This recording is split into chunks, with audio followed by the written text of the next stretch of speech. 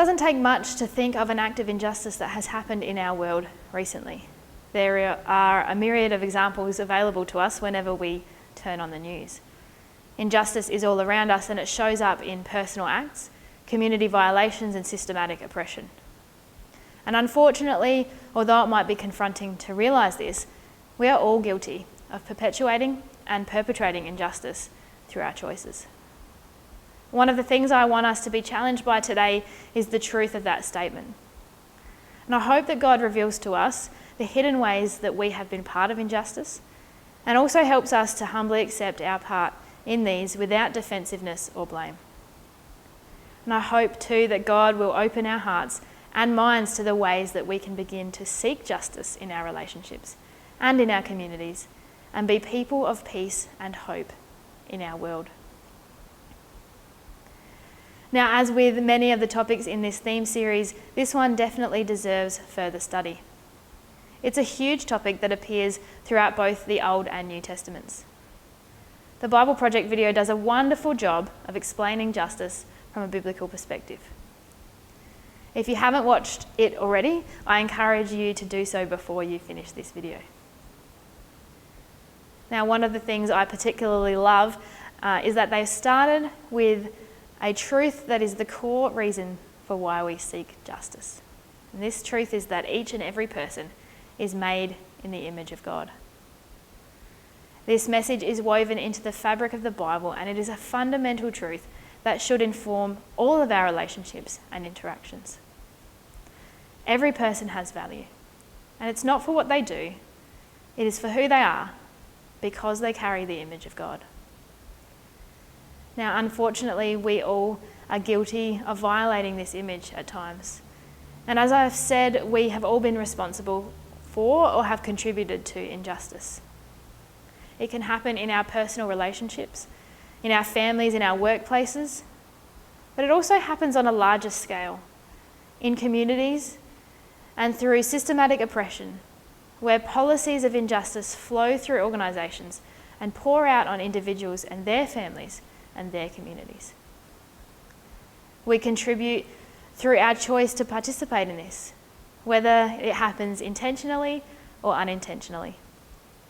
Every time we purchase from a business that underpays its workers or takes advantage of people to make a profit.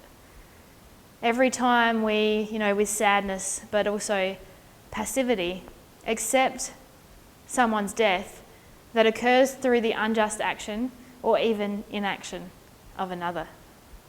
When we vote, when we spend, and when we remain silent in the face of injustice, whether that happens right in front of us or on the other side of the world. Now, some of these do seem unavoidable. Who can say they've ever voted for a political party that holds the exact same views and ethics as they do? And what about when it's so hard to find a company who has adequate standards for their workers? But these are within our sphere of influence, and we can't ignore these injustices that happen. There's always something that we can do to seek justice.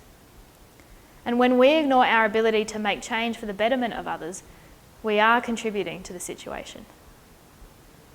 When we are silent in the face of injustice, we violate God's law. Anne Voskamp recently shared this thought in response to some of the injustices that she had seen happening in her country, the US. She said, "When we remain silent in the face of injustice, we loudly slap the face of God, because the person being abused is the face of God." This is a violent and quite confronting thought, but I truly believe that God grieves injustice and desires that his people work against it. It's not enough to just dislike injustice or feel sad that it occurs. We must act to protect the vulnerable and actively seek out justice in our world. And as followers of Jesus, we really have no other choice. I love the way the Bible Project puts this. They say that seeking justice is courageously making other people's problems our own problems. Now, you don't have to look too far in the Bible to find God advocating for justice and defending the vulnerable and oppressed, or to see Jesus enacting these ideals. So I want to briefly look at two passages that are pieces of the larger picture of God's justice. The first is from the Old Testament, Micah chapter 6, verse 8. And you've probably heard this verse before, but it reads, "He has shown you, O mortal, what is good. And what does the Lord require of you? To act justly, to love mercy, and to walk humbly with your God." Now, it's true that we all have differing views on how justice should or could work here on earth. Some people believe or are more inclined to a justice that is the flourishing of the many. Others believe it's about respecting personal or individual liberty. Others still believe it's about promoting virtue and virtuous living. But what the Bible does is gives us a complete picture of justice that takes these views, which can seem to compete, and it brings them together into a whole. And this verse is particularly is a nice summary of this. It takes the action of justice, the right of every person, and pairs it with a motivation that is soaked in mercy. We do justice out of merciful love. And all of this is grounded in a humble life of knowing God, loving God, and desiring what God desires. And God does desire justice. In countless places in the Old Testament, we find a charge from God to look after the vulnerable and oppressed.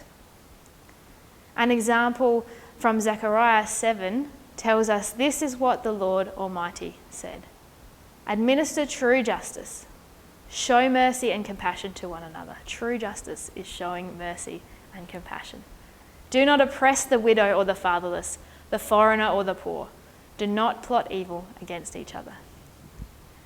This vision of justice includes all of humanity, but we find continual emphasis on what many have called the quartet of the vulnerable. And God seems particularly concerned with these people's welfare. These are the people who are especially susceptible to being mistreated and taken advantage of. Those who have no family or who lack community or resources who will protect them and who will advocate on their behalf. The widow who has no husband, the child with no father, in this society, really a difficult thing with no male to represent you. And the migrant with no connections, no family, and the poor with no resources. God is incredibly concerned for the welfare of these groups and is often described as their defender.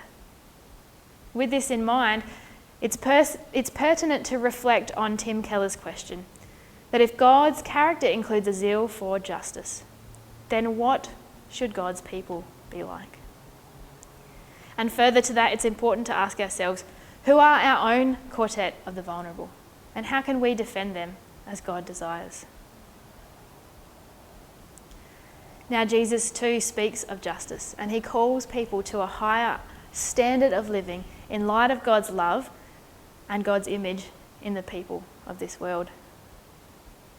In Luke 11, we see Jesus calling out the injustice of the religious leaders who have sought wealth and easy living before seeking justice. Jesus says, "Woe to you, Pharisees, because you give God a tenth of your mint, rue, and all other kinds of garden herbs, but you neglect justice and the love of God. You should have practiced the latter without leaving the former undone. Woe to you, Pharisees, because you love the most important seats in the synagogues and respectful greetings in the marketplaces. Woe to you, because you are like unmarked graves, which people walk over without knowing it." One of the experts in the law answered him, "Teacher, when you say these things, you insult us also."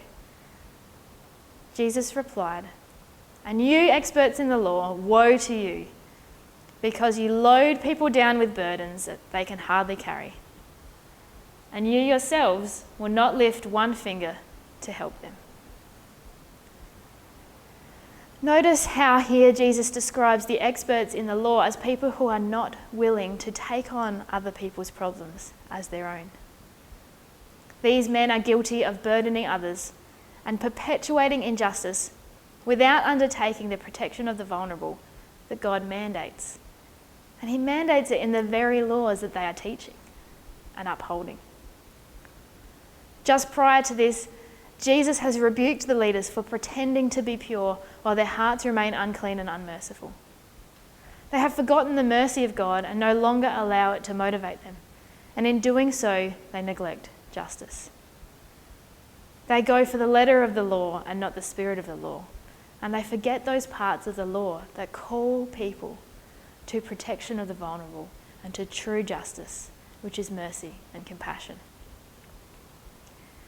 In contrast, almost complete contrast, Jesus brings sight to the blind. He heals and comforts the lepers, encourages the humble worshipper who pours perfume on his feet. He feeds the hungry, and he gives the paralyzed new legs to walk the path of justice. Our merciful Saviour enacts justice in every action, and he calls us, in no uncertain terms, to do the same. Now, seeking justice is not about just ticking a box, and it's not about guilt, and it is not about working for salvation. To act for justice is an act of obedience in response to God's love and in honour of his image in ourselves and in those around us. It is also a tangible reflection of Jesus' sacrifice for us. Because the ultimate example of how Jesus demonstrated courageously making other people's problems his own is in the act of his life and his death on the cross. When the Word was made flesh, he took on human nature, humbling himself and lifting a burden that was not his own. God took on human flesh and human problems and human sin in order to save us.